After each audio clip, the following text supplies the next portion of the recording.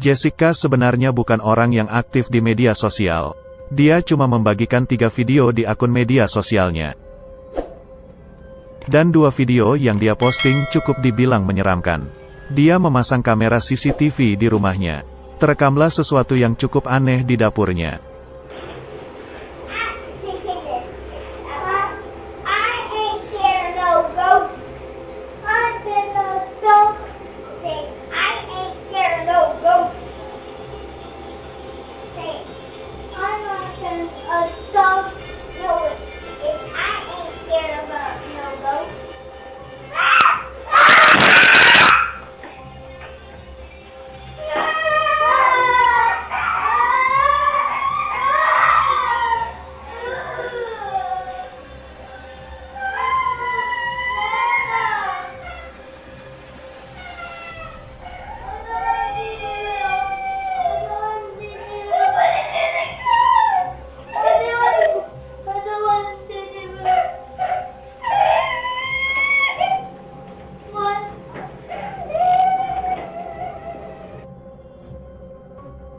Kedua anak Jessica lagi gosip di dapur.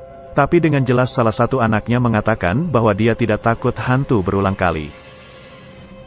Dan tiba-tiba pintu di belakang ketutup dengan sendirinya.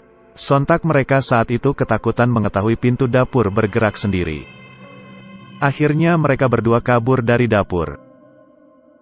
Tapi Jessica tidak mengatakan bahwa kejadian yang dialami oleh anaknya karena hantu. Karena bersamaan dengan ketutup pintu dapur, kipas di langit-langit dan kembang di meja bergerak sendiri juga. Jadi kemungkinan menurut Jessica ini adalah karena hembusan angin. Namun pada rekaman CCTV hari lainnya di dapur, terjadi peristiwa yang cukup sulit dijelaskan penyebabnya.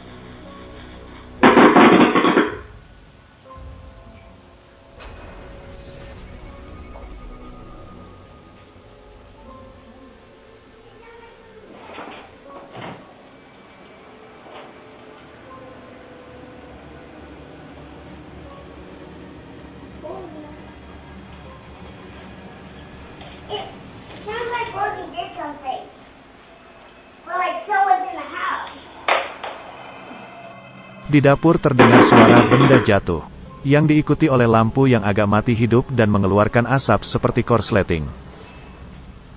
Anjingnya kaget saat itu dan anaknya Jessica dengan berani masuk ke dapur untuk memeriksanya. Dia juga mengatakan bahwa tidak ada orang di rumah. Tapi bagaimana menurut teman-teman? Apakah ini ulah usil dari hantu atau bukan karena hantu?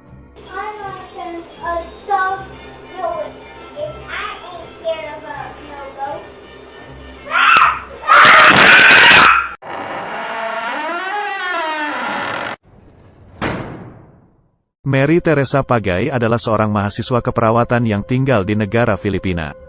Dia mempunyai channel YouTube yang kontennya mengenai pendidikan keperawatan. Di kamarnya dia membuat video mempraktekkan bagaimana merawat pasien. Dan videonya itu direkam oleh adik Mary. Kontennya Mary tidak ada sama sekali mengenai hal gaib atau hantu. Dan juga di rumahnya tidak pernah mengalami hal menyeramkan. Lalu pada bulan Mei tahun 2021, Mary dan pacarnya lagi dalam perjalanan pulang ke rumah Mary. Lalu mereka melihat ada kecelakaan lalu lintas. Pacarnya Mary adalah seorang petugas medis. Dan pacarnya Mary menolong korban kecelakaan yang sudah cedera parah saat itu juga. Tapi sayangnya korban kecelakaan akhirnya meninggal di tempat kejadian. Setelah peristiwa ini, Mary mengalami kejadian menyeramkan di rumahnya. 1, 2, 3, go. Okay na? Now that I have introduced myself to the patient, verify the client's... Now that I have introduced myself to the patient, explain the procedure, and ask for his consent, verify the client's identity, and provide... Ano ito? Sige pa, sige na. 1, 2, 3, go. Now that I have introduced myself to the patient,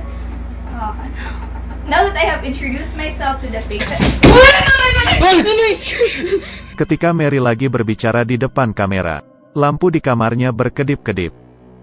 Disusul dengan kebukanya lemari baju dengan sendirinya. membuat Mary dan adiknya lari ketakutan dan kabur dari kamar. Kemudian pada video selanjutnya Mary menjelaskan peristiwa sebelumnya. So this is where it all began, and this is the cabinet. And I'm actually very afraid to touch it or open it. I'm very sorry for the mess. So as you can see, this cabinet is full of clothes and no person can actually, oh my gosh, fit inside here. And this is where my brother stood. And this is the light switch. So my brother was videotaping me. Filming here. I was standing here and my brother was standing here. And the lights actually started to flicker before the cabinet opened.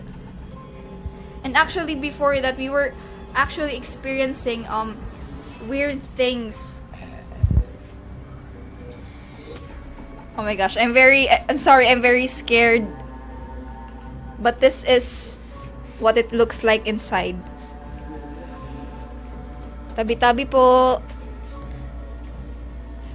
No person can actually fit inside here. It was actually me and my brother inside this room. And right now, I'm not sleeping inside this room.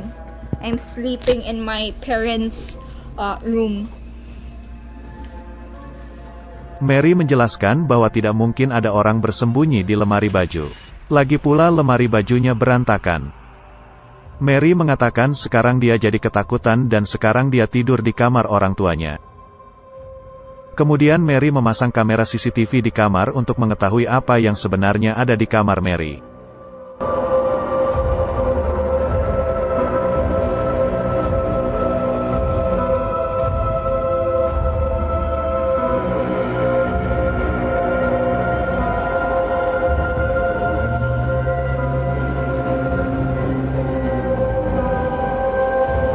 Pada jam 5 sore hari, terekam lemari baju Mary kebuka dan ketutup dengan sendirinya dengan kencang. Sampai kipas bergoyang saking kencang pintu lemarinya ketutup.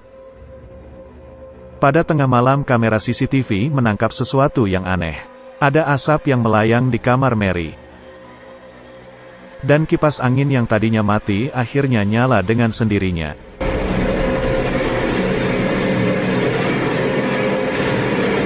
Hordeng di kamar Mary bergerak dan ada penampakan orb di kamar Mary.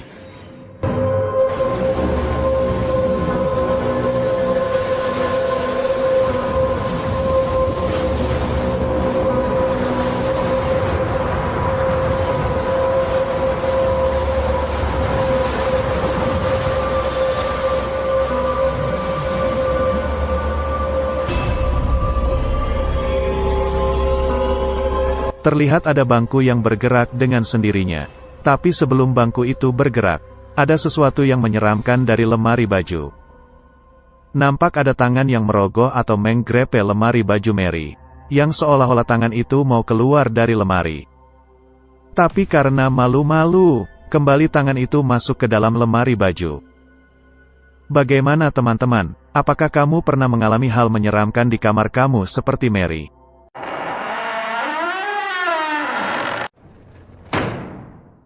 Untuk kamu yang mau berbagi video penampakan hantu ke channel ini, kamu bisa mengirimkannya ke email Kamar Horor atau bisa juga ke Instagram Kamar Horor. Akun Twitter Rizky membagikan pengalaman mistisnya saat ngekos selama 4 tahun di Yogyakarta. Pengalaman mistisnya bermula saat dia ngekos tahun 2017. Banyak kejadian janggal yang dialami Rizky selama 4 tahun. Ada beberapa kejadian menyeramkan yang dialami Rizky. Di antaranya adalah saat awal semester dia kuliah, dia bertemu dengan sosok misterius. Sosoknya seperti kakek-kakek dengan bentuk titan tanpa baju. Rizky mengatakan sosok kakek itu keluar dari kamar temannya yang bernama Aji dari dalam kegelapan. Sosok itu jalan ke arah Rizky, seolah-olah cuma mau nongolin wujudnya saja. Kemudian dia kembali masuk ke dalam kegelapan. Lusanya setelah penampakan kakek menyeramkan, pada malam hari ada yang memainkan gagang pintu kamar. Setelah Rizky buka pintu kamar, dia tidak menemukan siapa-siapa di luar kamar. Kejadian itu membuat Rizky sangat ketakutan. Lusa setelah kejadian gagang pintu terjadi lagi peristiwa yang menyeramkan. Jam 2 pagi setelah dia sampai kamar dan baru saja menaruh tasnya. Tiba-tiba ada lagi yang memainkan pintu kamarnya. Kembali Rizky membuka pintu kamar. Dan kembali lagi dia tidak menemukan siapa-siapa di luar kamar kosnya. Tidak hanya pintu kamar kos yang dimainkan. Hantu itu juga memainkan perasaan Rizky. Maksud saya, pintu kamar mandi di dalam kos pun juga dimainkan oleh makhluk halus. Saat gagang pintu bergerak sendiri, Rizky coba masuk ke kamar mandi dan ternyata tidak ada orang di dalam kamar mandi.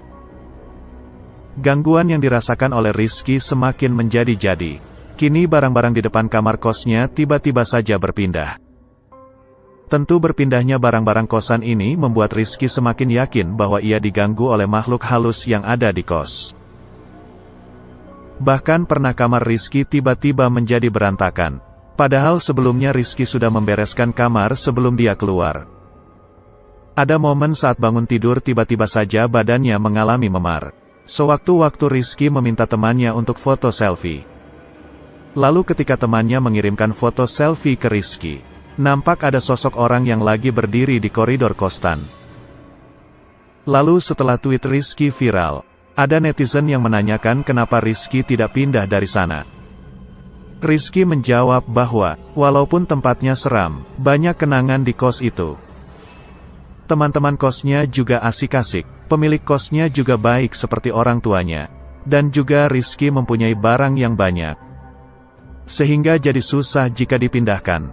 Bahkan tweet Rizky sampai dikomen oleh akun Simpleman. Yaitu akun Twitter yang viral dengan kisah KKN di Desa Penari.